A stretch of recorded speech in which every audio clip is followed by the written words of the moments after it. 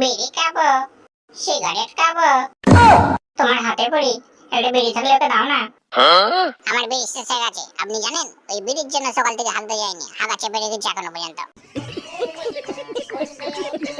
মত মত আমার মুখে মত। যাই ঘুমের ঘর উল্টা পাল্টা বকছে, একটা গরুর ডাক্তার ডেকে নিয়ে আসে। বালের ডাক্তার লাগবে না কাকু, ওর মুখে মুতে দিলেই ঠিক হয়ে যাবে। মুখে মুততে হবে? ডাক্তার বলেছে আমার মুখে মুতে দিলেই আমি ঠিক হয়ে যাব। আলে লে আবার ননু বাচ্চাটা রে, দাঁড়িয়ে মুতবো না গ্লাসে বড় দিয়ে আসবো? তোমাকে এটা ভালো লাগবে। ঠিক আছে, আমি গ্লাসে মুতে নিয়ে আসছি। এ কি বলে রোগ রে বাবা, মুখে মুখ ঢাললেই রোগ ঠিক হয়ে যাবে? বালের রোগে মুখে ঝাঁটা মারি, আমার এরকম রোগ জীবনে যেন না হয়। গরম গরম মুখ।